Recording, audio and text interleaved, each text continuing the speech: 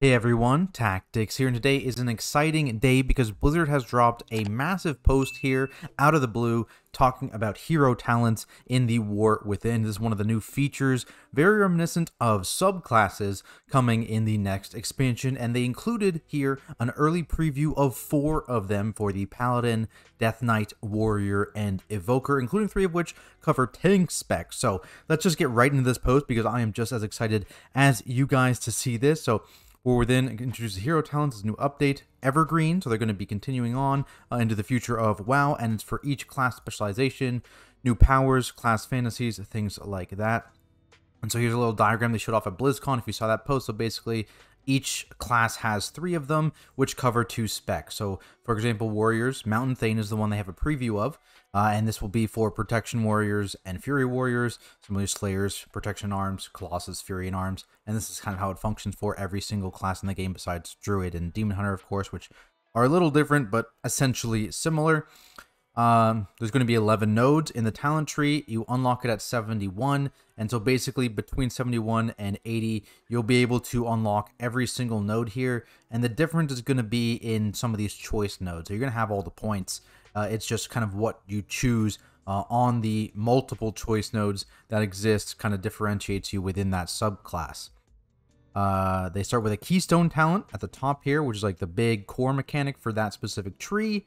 It could be a new ability or a buff, and that significantly changes an ability. And then there's a capstone at the bottom as well. Again, builds on that core theme. And they're going to be kind of modifying different utilities and things to kind of change what the actual, I guess, feel of the class is. Freedom to choose, so they're going to work just like talents. You should be able to change them freely, just like talents, and change between the 2 hero talent choices that your spec is able to freely, just like regular talents for raids, Mythic Plus, and PvP. And they're going to try and make them feel not required. We'll see how the tuning goes. Obviously, there's always going to be a best. It is World of Warcraft, but hopefully they can get these relatively close together. Concepts. Ooh, interested in seeing this one. Obviously there's been a lot of there's going to be 39, and they released all of the names of them at BlizzCon as well. If you saw that post, they need to be appropriate for the 2 specs, of course, right? Because they're going to be dual specs. They won't change your role at all, so you're going to stay tank specs are going to stay tanks, DPS are going to stay DPS, healers are going to stay as healers. Yeah, it would be a little bit weird if there was like a one that would change your spec for both like a tank and a DPS spec, for example, right? Like Protection, Fury Warrior, B-Bit. It would be a little bit odd for sure. So that kind of makes sense. Several iconic archetypes strongly tied to specific races and factions. It's exciting to want to ensure. Okay, so yeah, they're not going to tie things behind race and faction, even if something like Keeper of the Grove or Mountain Thane, for like dwarves as an example, is kind of tied to those things. That's good. That's good. All right, several goals for hero talents. They want to, in terms of how they're affecting your capabilities, rotation, and your interface. Make you what you are, but more. We know that many of you have long histories with their favorite classes. You play them, yes, yes, yes, yes, yes. Don't override what matters to a class. So they want to make them feel good, but not insanely impactful, I guess, is the goal here. Might add a new behavior or bonuses to an existing ability. Okay, just like Keeper of the Grove, they showed this at BlizzCon. It heavily modifies Trents and for both Resto and Boomkins, those guys. So it's going to add on to the functionality of existing abilities as opposed to completely changing it, I guess. Resetting the cooldown, things like that. So it gives you more moments of using those abilities. Okay, okay. Trying to not be too complex, it looks like, as well here. Keeping an eye on the complexity of how it is. They want players to be able to express their skill, but trying not to add things like complex maintenance buffs that increase the cognitive load. Okay, okay. Good, good. All good things so far. Some hero talents do require you to take certain talents in your class or spec trees. That kind of makes sense if you're leaning into it. Talents, yeah. Okay, so Mountain Thane here, it really wants you to run Avatar and Thunderclap stuff. Templar really wants you to run Wake of Ashes. That kind of makes sense. Obviously, the Force of Nature and Grove Guardian stuff you really want if you're running Keeper of the Grove. So that kind of makes sense. Every class is going to have a couple options here, right? So if you don't like those talents or those talents aren't good, you have another option. That does kind of add another layer of complexity to tuning, right? If those talents are just bad, then it kind of makes that hero talent tree bad too, right? Potentially. So, we'll have to see again. Pre-alpha, so all early information, but here we have, so we've got Thane for Death Knights, Chronowarden for Evoker, Lightsmith for Paladin, Mountain Thane for Warrior. Let's go here one by one. Thane is for Blood and Unholy. Okay. Thane are Death Knights who have mastered vampiric arts of the Darkfall, and they consume the vitality of their enemies to protect and restore themselves. Their endless hunger only strengthens them. Alright, so they got Vampiric Strike as their initial core ability. Death Coil and Death Strike have a 10% chance to make your next Heart Strike or Scourge Strike become a Vampiric Strike. This heals you for 3% of your max health, grants you Essence of the Blood Queen, increasing your haste by 1.5% up to 7.5. So it's basically you ramp up a little bit, and I assume you'll get more than one of these procs every 20 seconds. Especially, I'm thinking from Blood Death Knight point of view, you'll definitely get it more than once every 20 seconds. So you'll just have basically permanent 7.5% haste, which is cool. Haste is nice. We love haste. Moving down here, you've got a bunch of choice notes here. So, excuse me, on the left side, raise an ally, revives players at full health, and grants you an absorption shield. So battle resing is a bit more powerful, I guess, and you get a little defensive. Or you've got Death's Advance and Wraithwalk. Movement speed bonuses are increased by 10%, activating this Advance or Wraithwalk. Oh, okay, wow, that's really good. A little AoE move speed. Like they're basically giving a little mini roar to DKs. That's kind of sick, actually. That's cool. That's cool. On the same row in the middle here, while you're within your Death and Decay, your physical damage taken reduced by 5%, and you have an increased chance. Okay, so they're doubling down on the Death and Decay playstyle. Not the biggest fan of it. Obviously, you guys know how I feel about the Consecrate playstyle for Prot Paladins, but Death and Decay feels less impactful than the Consecrate stuff. I don't hate it. It's not great. But another DR you're getting now in your Death and Decay, so really emphasizing playing within your Death and Decay. Right side here, another choice node, Leech increased by 3% while Lichborn is active. The Leech amount is increased by 100%. Okay, so again, another AoE Leech. AoE Leech here when in Lichborn. Okay, obviously you have to take Lichborn as well. Icebound Fortitude reduces all damage you take by an additional 30% based on your missing health. Up to an additional 30%? Okay. So, okay. Again, that's not it's not going to be super clear on what those thresholds are, but potentially that's a massive DR if you use it at low health now, is my guess. Killing enemies that grant honor experience reduces the cooldown. Okay, that's interesting too. I assume this works in Mythic Plus, because then you could get a super low cooldown Icebound Fortitude, which would be very cool for sure. Infliction of Sorrow, moving down the tree here. When Vampiric Strike damages an enemy affected by Blood Plague or Virulent Plague, it consumes disease, deals 200% of remaining damage. Okay, big damn burst there. Well, Gift of the Sandland is active. Is that, where's Gift of the Sandland? Oh, it's the capstone. Okay, we'll get to that in a second. So, when your capstone is active, Vampiric Strike no longer consumes your disease and instead extends the duration of disease by 60 seconds and deals 20% of the remaining damage to the enemy. Okay. Essence of the Blood Queen, which is your top thing up here, stacks 2 additional times and increases the damage of your Death Coil and Death Strike by 5% per stack. Oh, wow. So currently it stacks up 5 times, so it's going to stack up to 7 times now. So it's going to go up to, what, 10.5% haste? And 35% increased damage of Death Strike and Death Coil. That's, wow. That's a big number. Obviously, it's pre-alpha numbers, right? So these numbers could change. But that's a lot. That is a lot of extra damage and haste. So much free haste. Okay. Blood is life. Vampiric Strike has a chance to summon a Blood Beast to attack your enemy. Each time the Blood Beast attacks, it stores a portion of the damage dealt, and when the Blood Beast size explodes, dealing 50% of the damage accumulated to nearby enemies and healing. So kind of like juiced up bloodworms. Okay. Visceral Regeneration. Your Heart Strike and Scourge Strike have a 3% per stack of Essence of the Blood Queen to refund a rune. Vampiric Strike doubles the chance to refund a rune. Okay, so that's going to be up again. You're going to have 7 stacks, so you're going to have a 21% chance, or doubled for Vampiric Strike at 42. Okay. Okay. Nice rune. We love runes. We have a lot of haste now. Getting some rune refunds. Heart Strike and Scourge Strike extend the duration of Essence of the Blood Queen by 0.5 seconds. Vampiric Strike increases. Okay. This probably doesn't seem super necessary, honestly. This might seem like the worst one so far, because with the 20-second duration, I feel like you don't need to extend it, unless you're maybe like needing to move between packs in Mythic Plus, potentially. Sanguine Scent, Death Coil, and Death Strike have a 15% chance to trigger Vampiric Strike when damaging enemies below 35% health, and it is guaranteed to crit. Cool. The choice note here, you store 50% of all shadow damage dealt into your blood beast. Oh, wait, oh, you get a big explosion with your blood beast then? Oh, that's cool as well. And now, finally, the capstone here. While Vampiric Blood or Dark Transformation is active, you gain Gift of the Sand Lane. So Gift of the Sand Lane increases the effectiveness of your Essence of the Blood Queen by 100% and replaces your Heart Strike and Spirit Strike with Vampiric Strike. So you just get free Vampiric Strikes the whole time. You're constantly Vampiric Striking. And you get double the haste. So that's going to go from 10.5% all the way up to 21% haste. Wow. That is a lot. That is a lot. And then, of course, here, right, Vampiric Strike no longer consumes your disease. Okay, so you're just spamming Vampiric Strike now because you're in it permanently, or not permanently, during your Vampiric Blood or your Dark Transformation, and you're dealing extra bonus damage and extending it the whole time. Okay, that is cool. Okay, so big playstyle here around specifically Vampiric Blood and Death Strike for blood decays, and then Death Coil and Dark Transformation for unholy decays. Okay. Interesting. This is very powerful, actually. Very, very powerful. So that's really cool here. Oh, and they have all the written stuff here. Okay, cool.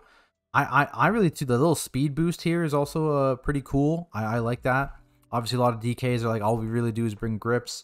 It's interesting now. They're going to have, obviously, there's not going to be a reason you bring a DK, right? But this is a nice little boost they have. It's only a 5-person speed, I believe, right? Yeah. So maybe more in group content, but interesting nonetheless here. Okay, that is Sand Lane. First look at Sand Lane. Chronowarden Evoker. Again, I'm more of a tank player. I don't really know much about these guys. So we're probably just going to speed through it here. This one, manipulating time to see in the future. Bronze magic stuff. So this is augmentation and preservation here. Living flames enhanced with bronze magic. Repeating 50% damage or healing. So you do some extra damage on your living flame or healing. Hover is now a blink. Interesting. Reduce cooldown. Hover is now a blink, and you continue to cast spells while moving. Interesting. Tip the scales overloads you with temporal energy, increasing your haste, movement speed, and cooldown recovery rate by 2%, ramping up to 40% for 20 seconds. Okay, interesting. Again, I have no idea what the power of these talents are because I don't play either of these specs or roles. Spirit Bloom heals for more. Nice. Upheaval deals more damage. Boom. Another choice node here. Warp reduces damage taken by 30% starting high and reducing over 2 seconds. Okay, so they can get a little DR. Warp leaves a trail of motes of acceleration allies who come into contact with a mote. Okay, so kind of like feather speed. So you get to choose if you want it to be a little DR or like feather speed. All right. Casting Essence ability during temporal burst causes a nearby ally to gain a threat of fate, granting them a chance to echo. All right, so they can do some extra damage with Essence abilities. For each damage or healing over time effect from Upheaval or Spirit Bloom, you gain some haste. Okay, so nice little haste boost there. Intellect and stamina increased by 10%, but your cooldowns are increased by 10%. All right, so you get to do more powerful stuff. You're a little more tankier, but you have less ability stuff. Interesting. Abilities with a 45-second or longer cooldown grant 10% intellect for 15 seconds. Defensive abilities grant 10% stamina for 15 seconds. Essence spells extend the duration by 1 second. Okay. So this is more like doubling down. So you get intellect for a duration on pressing your cooldowns. You get stamina for a duration, but it's not permanent, right? So you get a little choice there of what you want. Another choice note here, empower spells amplify all your active threads of fate, increasing their power by 100% for 8 seconds, stacking up to 2 times. Okay, cool. Boost these threads up a little bit from the previous talent. Or Prescience has a 25% chance to not incur cooldown. Echo has a 25% chance to not cost essence. I don't know how powerful that is. Who knows? Evoker players, probably. Instability Matrix. Each time you cast an Empower spell, Unstable Time Magic reduces its cooldown by up to 15 seconds. Cool. So variable CDR on your Empower spells, which can be nice. Empower spells send up to 3 Chrono Flames to your target. Chrono Flames have a small chance to grant you Essence Burst. So some more generation there. Evoker players, let me know how you feel about this. I don't know much about it, so we're going to keep going. But cool name. Chronowarden. Big. All right. Lightsmith. Here we go. So this is for Holy and Protection Paladins. This is what we're looking for. All right. Paladins who develop such masterful control over the light, they're able to wield it tangibly, employing constructs to empower their weapons and defensives and to protect their allies. Okay. Okay. I'm listening. Holy armaments. Will the light to coalesce and become manifest at a target location as a holy armament, which may be wielded by you or your allies. Alternates between holy bulwark and sacred weapon lasts 20 seconds after being cast 2 charges. While wielding a holy bulwark, gain an absorb shield for 15% of your max health, an additional 5% every 2 seconds, stacking up to 30%. Okay. While wielding a sacred weapon, your spells and abilities have a chance to deal additional holy damage. Okay, this is just like PI for paladins, right?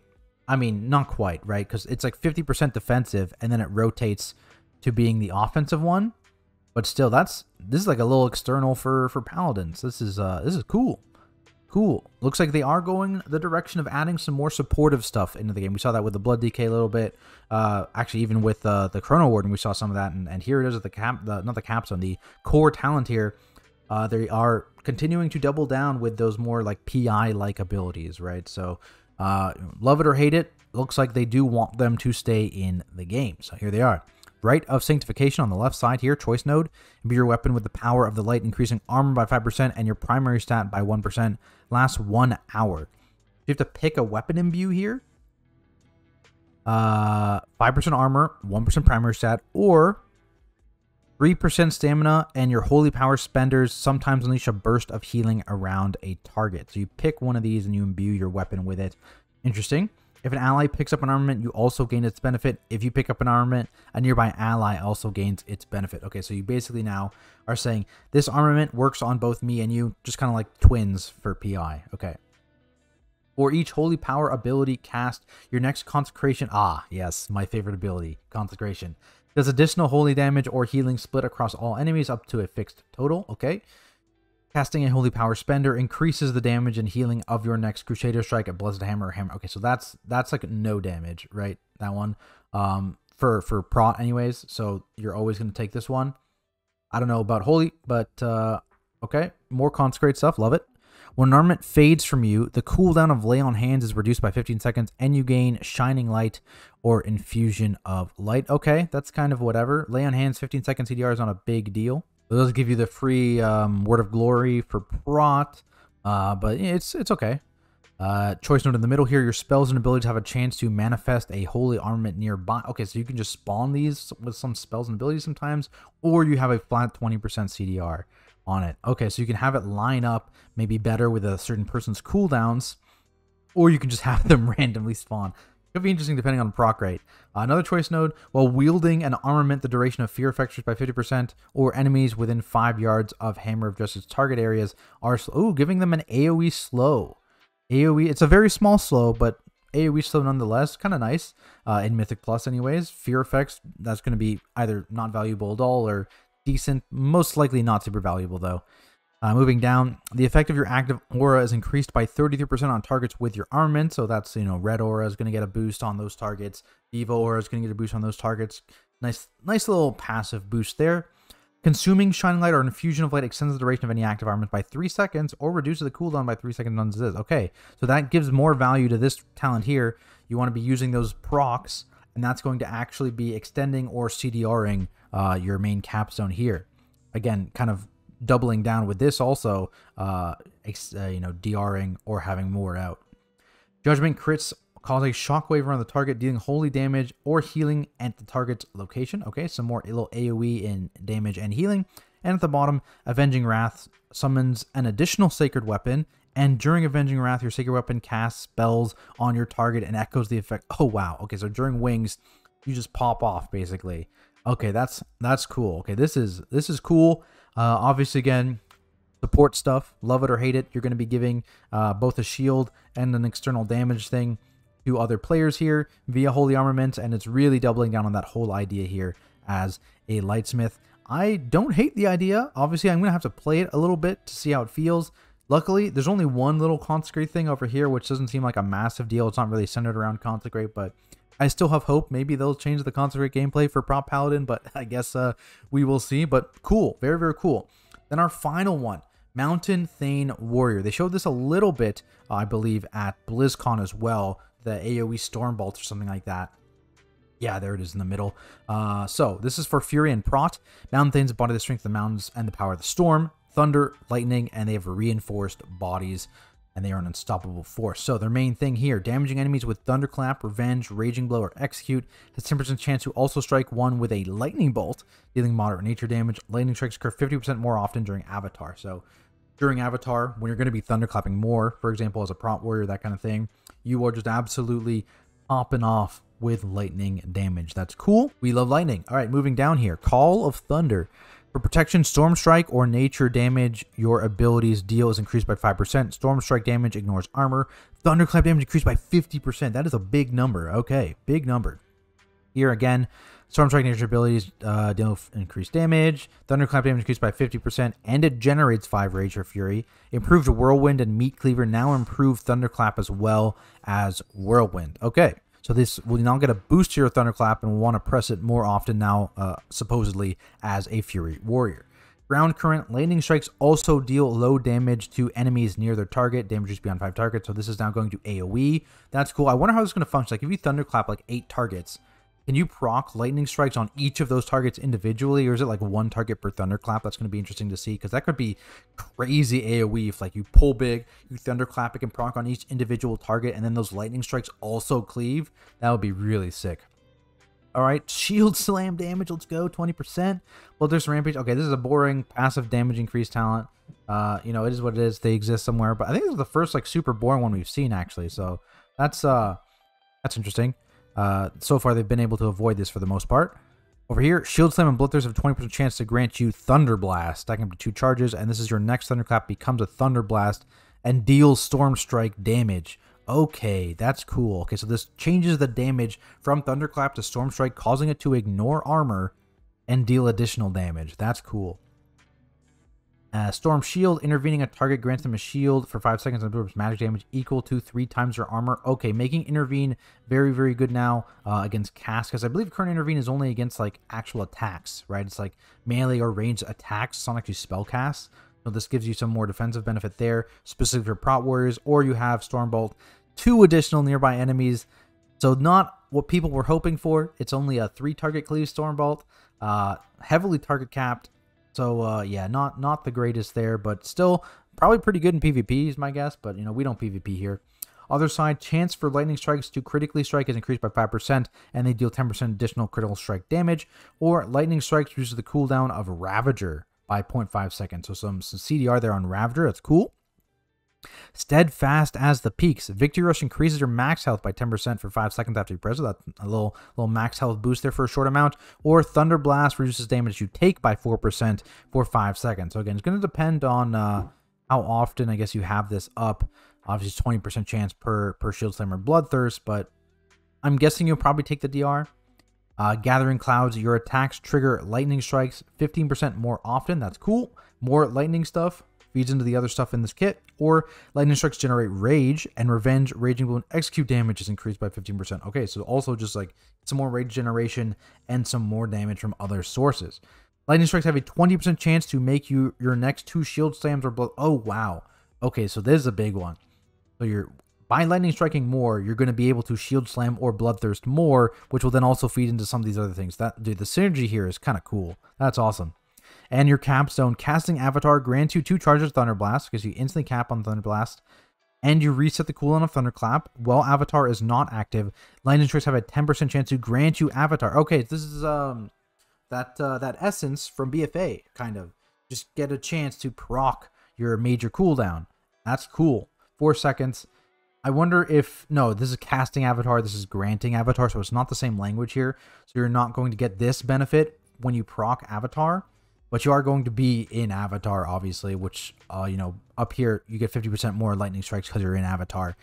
So that's cool. Okay, I like this a lot. This is really cool. So yeah, that is it. We got 4 hero talent specs.